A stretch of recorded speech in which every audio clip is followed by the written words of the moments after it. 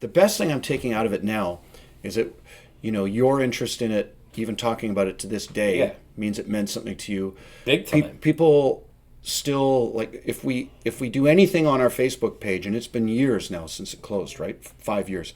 Oh my God. If we do something on the Facebook page, we get littered with messages because these people haven't gone away. They're like, "Are you opening again? Are you opening again? Are you doing a pop-up? Are you doing a pop-up? What's happening? Blah, blah, blah, blah, blah."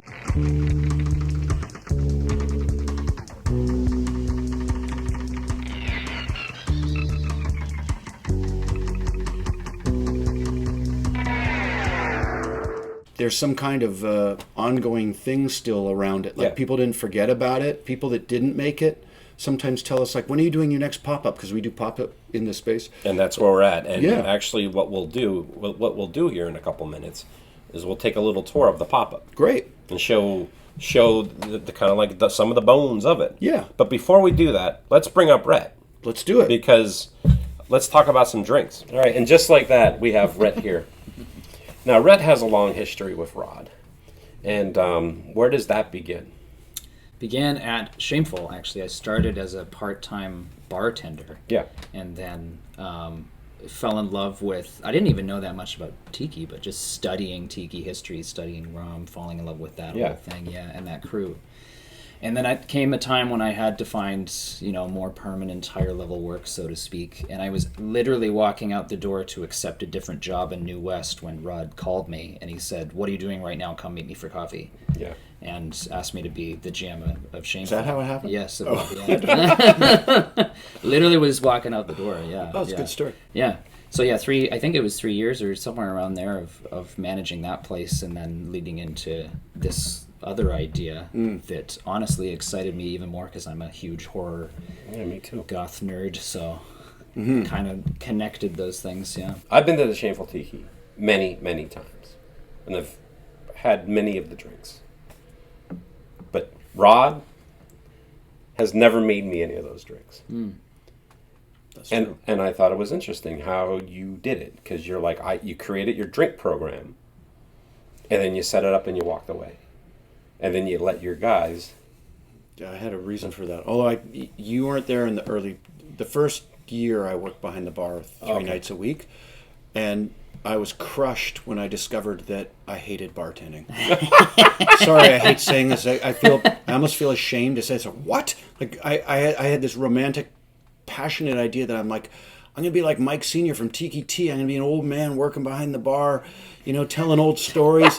And then I got like 3 weeks into it. I'm like, I hate this. Oh, my God. It's a long time to stand in one spot, and people are asking me dumb questions, even people I like. And you got to do it with a smile. Then they're getting drunk, and I can't understand what they're saying. Or there's nights where there's nothing going on, and I'm like, what have I done? This is a colossal mistake. Anyway, I'm like, I'm going to get other people in there as it gets busier, and I don't want to be the guy that's synonymous. Like, well, I only want a Mai-Tai if Rod makes it. I had that for my old business, so I'm like, I don't want to be that guy. It's like, you guys do what you do. You're good at it, and I'll just stand here and watch. So how did you get involved with the Dark Manor then? So we had already been talking about doing something, but Rod wasn't entirely sure what that was going to be. Yeah. So we had been talking about different themes and things like that. But the Dark Manor was the idea that was sticking, and so we didn't talk about it as much as people might think. I think because we had a really strong understanding of what the values were going to be. Yeah. And I think that there was a lot of trust as well. So I knew that I didn't want it to be Tiki, but I wanted it to pay a little bit of homage to Tiki. So ingredients like falernum would show up, or orchard or pineapple. But the drinks I wanted to be way more classic. Yeah. And we had discussed as well about it being a whiskey bar. Yep. And so I thought it would be really cool if the majority of the drinks are whiskey, sure, but what if we make our own whiskey blends like you would make rum blends at a tiki bar? So there were like some kind of thematic connections. Yeah, so the idea is like this is something that I keep on talking about. They say about like, I think a lot of places, a lot of bars are starting to use what I call the tiki template on how to do it. Okay, we're going to have the cocktails, we're going to get the mugs, we're going to have the full environment. And I think, is it safe to say that's kind of what you did with the Dark Manor? Like, let's use that same idea but make it. Yeah, I think so, because right in front of us are two. We did a bowl Yeah. drink that came in a skull because that was appropriate, but it's still coming in a vessel that Lit up and on fire, obviously. Yeah, and then that This literally was- was our mug. that was the mug. our opening special edition mug. So yeah, I mean, what does a mug have to do with a haunted mansion bar? Well, nothing. That's that kind of tiki connection you're talking about. Yeah, and to have it be showy as well. Like I said, we things were lit up. I was adamant, or maybe it was our collective idea, to use dry ice. So I spent a lot of time figuring out how can I execute this Without without killing people? anybody. I do remember this. And you came up with a tea thing or whatever. Yeah, it was like a tiny little spherical tea Right, cage. yeah. Let's put it in there underneath in a beaker with a light, and so everything needed to be theatrical. Yeah. But the drinks themselves, the recipes, and the structure was way more classic. Yeah. So there Yeah. was no more 14 ingredient drinks. It was 4 to 5. Right. It wasn't huge volume. It was small volume and a Right. group. More. Yeah. Oh, sorry. More like things that would come out in a Yes. glass like this, Yes, as they were. opposed to a big Collins glass or Exactly. something. And for the record, you could get a zombie though at the Dark Manor. That's right. We wanted to do one tiki drink. I think that was I was putting the pressure It was, on you. and Rod said we have to have one, and I said that's totally fair. But we almost, I'm sure, simultaneously said, well, it's going to be a 1934 zombie. I mean, it makes sense for I'll say two reasons. One is that a zombie in a haunted, well, okay, duh, horror. course. Also, it's my favorite drink. So yes, Yeah. yeah. So, yeah. kinda checked Yeah. all and the we made it boxes. the exact same way too. And when did it end again? June of 2019, yeah, somewhere June. around there. Yeah. So what you did then is you obviously took down all the decor that you had. Yeah, that's funny. I don't even remember taking it all out. I think I just deleted it from my memory bank. But here's a bunch of it sitting in front of us. So obviously, So how did this start then? Well- I mean, obviously you didn't take it all out and immediately start hanging out things here. How did the whole idea of like, hey, doing a Dark Manor pop-up came into Well, the store next door used to house everything. So any of our overstock, the Yeah. place where our bookkeeper would come and write checks, all of it, right? Yeah. And the store grew out of that. It's like there's not enough room for all that. So Yeah. this space had been sitting dormant for probably 2 years. And all this stuff was in storage. It was costing me $300 a month just to have it hidden somewhere. And I think I left it there for 3 years. I'm like, this is a waste of money. Either, Untouched. Yeah, just either Wow. throw it out or figure out what you're going to do with it. And then the idea to take this space, and it would check off all these boxes. Okay, there's a space Yeah. for the bookkeeper, a proper office. There's a whole back area that's got all the overstock from the store. And then we can build this out so it kind of looks like a bit like Dark Manor, and we can do Dark Manor pop-ups, but we can also get back to doing the classes that we used to do, where we Yeah. do how to make a cocktail classes, which we've gotten back on board with. So this unit kind of checked off a whole bunch of boxes. And then I got to take the stuff out of storage and have a week of playing, putting it back up. Yeah, but I remember you sent me. I remember standing at the bus stop at Main Station. You sent me a text like, "You ever think about doing Dark Manor like as a little one-off thing?" And I'm like, every day. I love it. That's great. Yeah, and it's already set up. It was just a matter of figuring out the logistics of how to actually run a cocktail bar in this space that's and obviously I not think set up for that.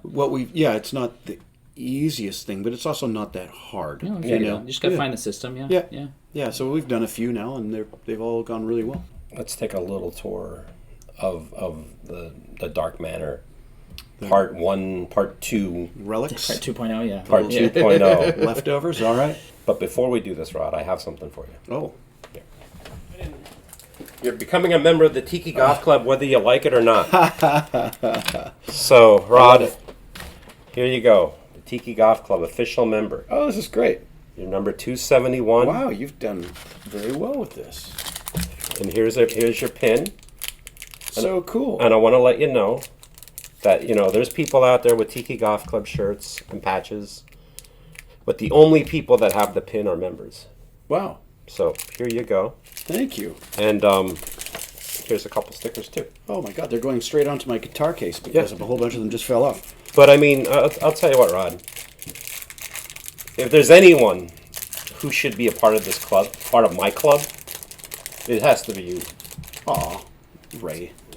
I'm happy to be a part of your club any day, my friend. Thank Yeah. you. Yeah, I'm well- very honored. Well, there you go. Aloha, children of the night. Thank you very much, Rod. Thank you. Rhett and I are standing here at the bar that we use in this space for our Dark Manor Inn pop-ups that we have started doing and are hoping to do more often. This is where the guys stand and make their cocktails during the events. But the room is littered with what's left over that we've kept from the Dark Manor Inn, some of the old portraits, and even a little bit of the leftover wallpaper and the doors to nowhere. And maybe we'll do a little tour around and I'll show you some of the stuff. How do you guys make the drinks and stuff like that, since there isn't any water there? It is a little bit of a complicated operation. It took 1 or 2 times to find the right system. But I have a 3-cooler system with cold draft, grocery store ice, and then whatever I'm grabbing the most, which is the smallest, so that it's melting as slow as possible. And then on the shelves under here, I do a series of just little plastic bins that are either empty or filled with warm water, and then have dedicated shakers for each drink. So I don't have to worry about cleaning tools necessarily, but I have places to dump and rinse when I need to. And then everything has to be meticulously batched because I don't have space, and because it's always just me, I also don't have time. So things need to be as fast as possible. And what I normally do is I just run around and collect glassware, and then I go wash dishes in the back, like a good boy. Exactly, yeah. Was this the actual bar from the Dark Manor? No. This was actually the first sales counter from the store next door. Yeah. So part of, before opening Modern Bartender, I was thinking it'd be really cool to find all the home bars that people were selling and then bring them here en masse and sell them to people, which kind of worked. But this one was really cool and ended up being sort of the first sales counter. But then it was like, after a while, when things got busier, this was not efficient. Mm-hmm. So we're standing in front of a few key pieces.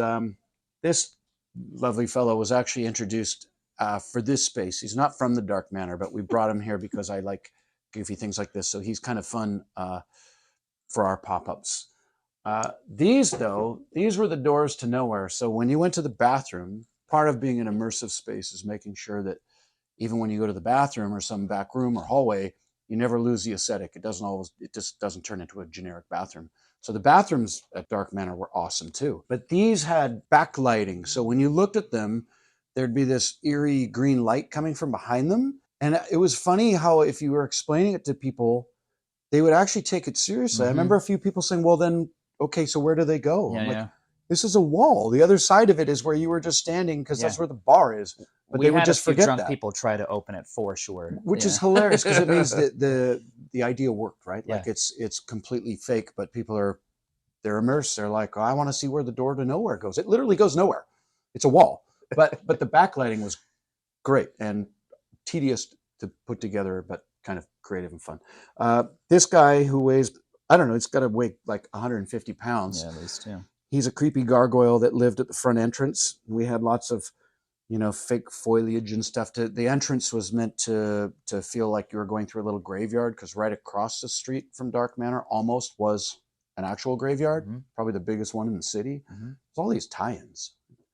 Yeah, it's kind of a shame. Very intentional. Yeah, it's very intentional. Like a lot of people maybe don't remember, but the menu itself was all tied into the murder mystery of who killed the Baron. So each drink was a clue towards a different suspect. Our whole backstory. And then all throughout the room, we started attaching those stories to different photos and art pieces in the room until we had a really fleshed out story. Yeah, we really had a backstory too. Yeah. This was one of the bookshelves that I built for the sort of captain's room where you were, Ray, that day when you came up with everybody. So there was a bunch of these on different ends of the big long table.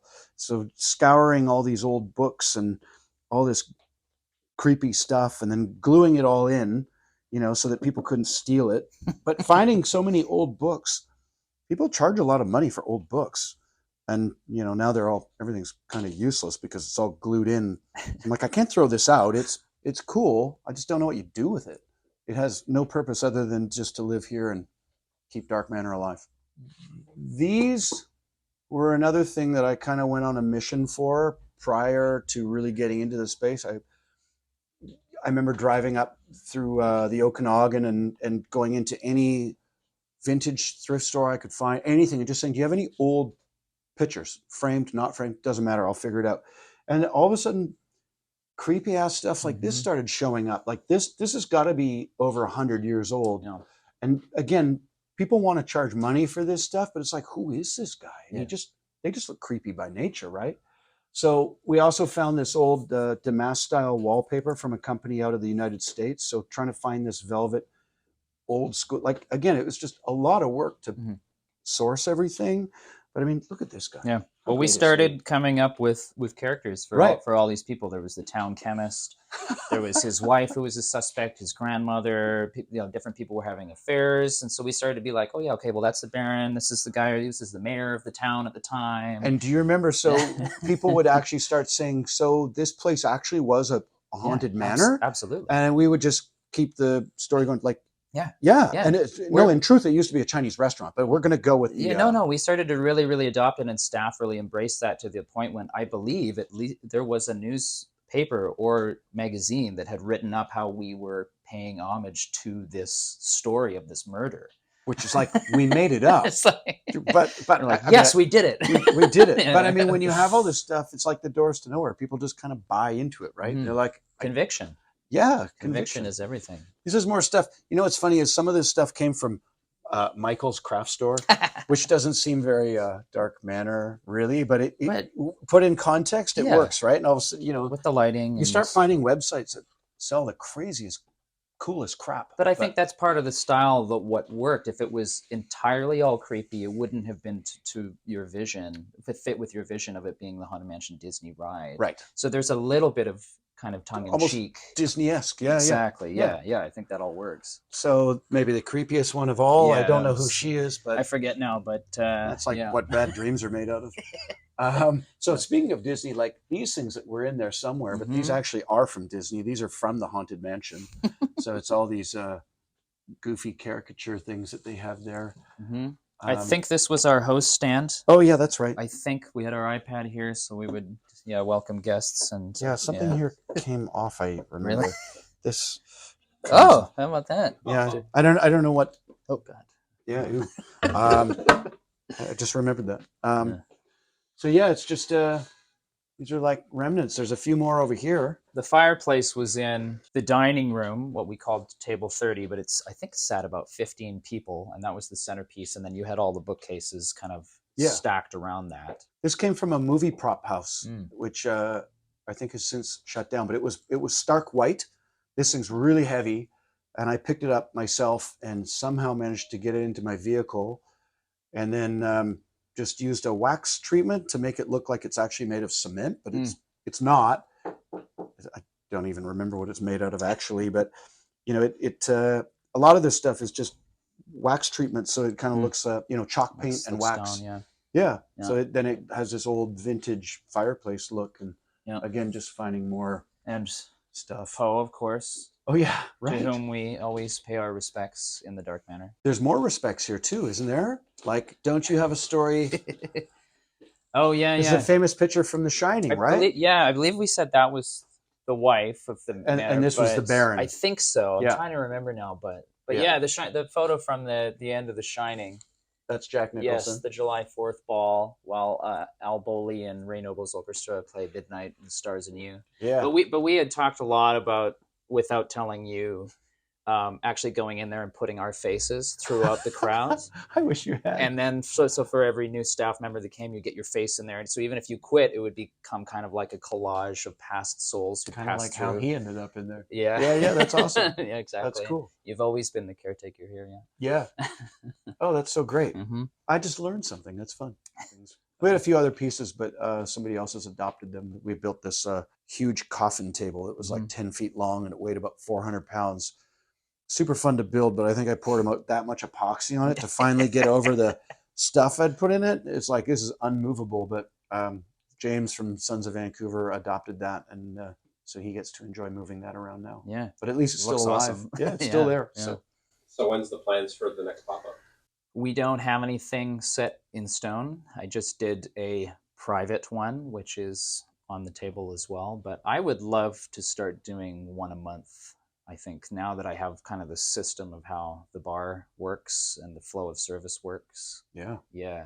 I mean, obviously you have to sign off on anything, but I think it's a great idea. hell yeah. So I'll show you one more special effect, if that's all right. If you want to point your camera over there, assuming this thing doesn't let me down. I was smelling something weird. I'm like, you know that smell. This is classic Dark Manor right here.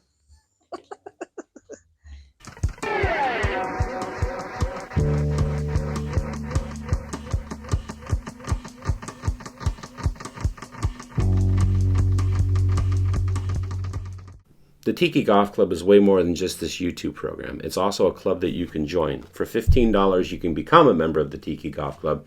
You get your own membership card with your own number. I'll send you a couple stickers and a pin. I also have shirts for sale, patches, and glasses. If you're interested in any of this, head over to my website, tikigothclub.com, and everything's there for you. The Tiki Goth Club now has an official fanzine. It's called the Tiki Nomicon. It's chock filled with articles written by actual Tiki Goth Club members, articles written by myself. It talks about news, things that are going on in the Tiki Goth Club, and it can be all yours for $5, plus $5 in shipping and handling. Head over to tikigothclub.com to get your copy today.